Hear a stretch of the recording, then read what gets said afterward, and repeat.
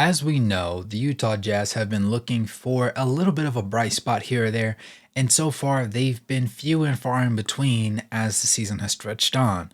After the trade deadline, obviously, we traded away a significant number of critical pieces to the core that ended up putting them back into a deeper stage of the rebuild mode that they were already in, essentially telling the fans that this is going to be a longer process than you would have originally imagined. Because instead of middling in mediocrity of a playoff picture and potentially being, a first round exit, we're just going to go ahead and continue to tunnel down until we can strike gold and shoot up to the top like a team similar to the Oklahoma City Thunder managed to.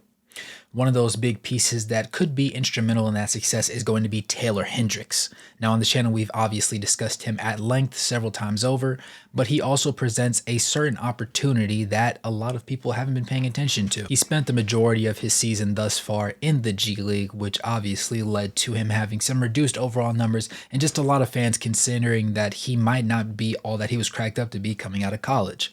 I would obviously disagree with that statement, but his numbers don't necessarily tell the full story thus far. If you just look at his baseline averages, you have to actually watch a game to genuinely understand what he brings to the Utah Jazz team and what he could potentially be going forward. Thanks for tuning in this video. It's your boy Wraith Hoops. Make sure to smash that like button, subscribe, and turn on your post notifications if you're into NBA content. Let's go ahead and get into this one.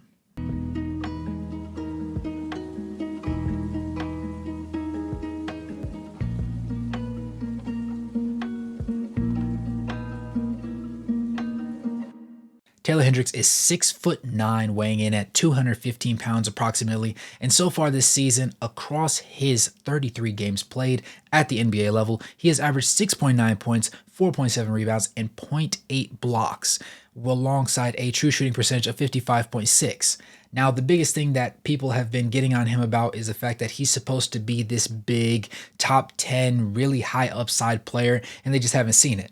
And for me, that just comes down to the fact that a lot of those people haven't been able to watch him when he was in the G League, much less have they been paying attention to him since when he came into the Jazz rotation.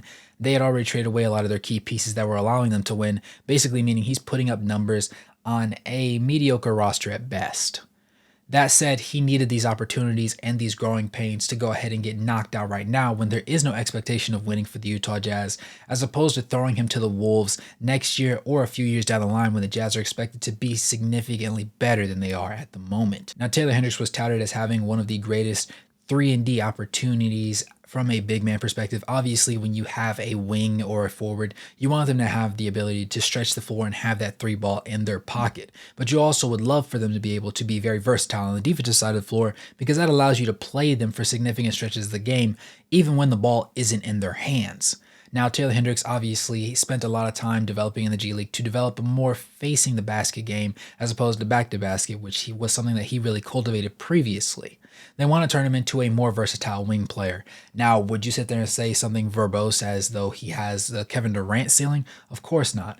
But I would be foolish not to sit there and say that he has the defensive upside that some of the greatest in the game today currently present. Overall, he started in 16 games, all 16 decently enough being the most recent that he's played in. Overall, playing in 20.8 minutes in those games, averaging 6.9 points, 4.7 rebounds, 0.6 assists, 0.6 steals, 0.8 blocks, 0.7 turnovers, shooting 43.3% from the field, 34.5% from three, and 80% from the free throw line, to go along with one double-double at the very beginning of his Utah Jazz stint as a starter. Now, if you break the numbers down a little bit more and you want to focus specifically on the more recent successes that he's had, particularly from when he had his stint as a starter for the Utah Jazz, it would look something like this. With him starting in the most recent 16 games, he's played in a whopping 27.2 minutes per game, also scoring in that period of time 9.3 points, putting together 6.6 rebounds, 0.8 assists, 0.5 steals, 1 block,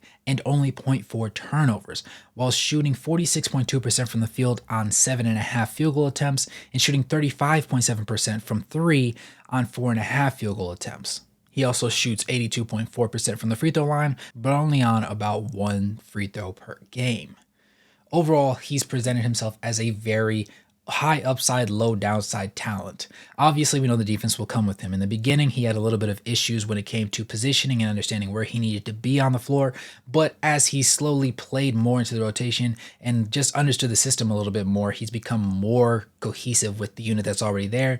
And honestly, when he's on the court, the defense just looks a lot better and a lot smoother. He rotates well, he switches well, he's a really good help defender. And honestly, he doesn't get himself caught out of position all that often. Now, there are a couple growing pains moments, obviously, with him being as a rookie and having started the season with the G League affiliate team, the SLC Stars. Those things were to be expected. And honestly, I think going into this offseason, he's putting himself in a very good position.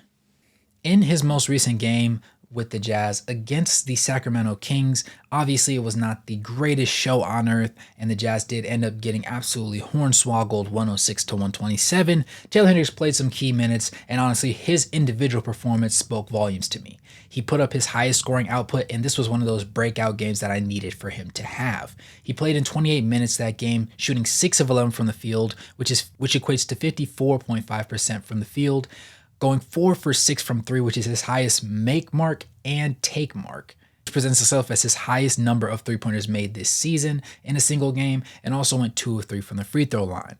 Now, he only tallied 3 rebounds and 1 assist, but overall the performance was pretty stellar by my books.